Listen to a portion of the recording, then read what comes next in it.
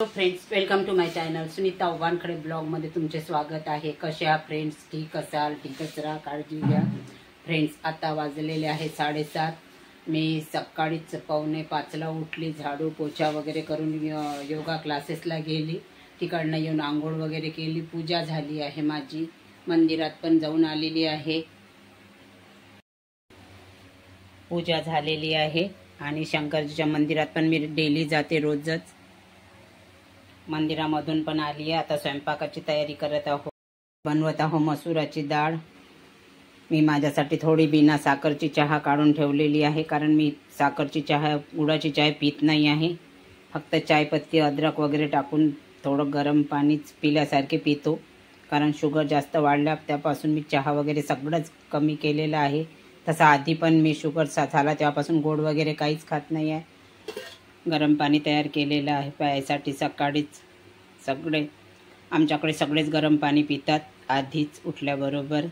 स्वप्नील आराम करत आहे, रोहीच्या आजोबा आंघोळ करत आहे।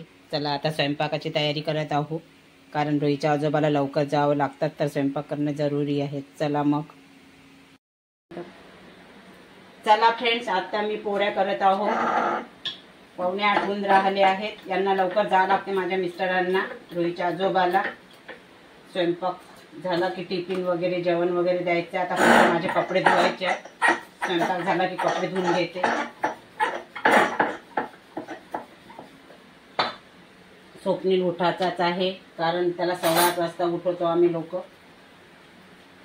पण रात्री पण तो लेटच झोपतो। त्याला झोपच नसल्यामुळं खूप लेट झोपतो तो। उठला की आंघोळ केली की मग तो पण ऑफिसच्या कामाला बसतो।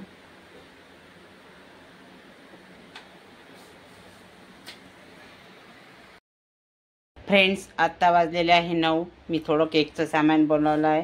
एक व्हिप क्रीम बोलावली आहे आणि व्हॅनिला प्रीमिक्स बोलावलं आहे केकचं, आणि पपई पण आणली आहे यांनी। रोही असली तर खूप मोठी पपई आणतात, आता आज छोटी आणलेली आहे। हा, जेवण नाही करत का?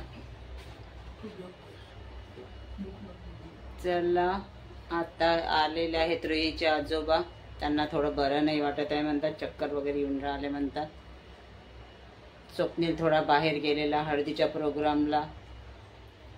चला मग, तुम्हाला आजचा व्हिडिओ कसा वाटला लाईक करा, शेअर करा, नवीन असाल तर सबस्क्राईब करायला विसरू नका। भेटूया पुढल्या ब्लॉगमध्ये।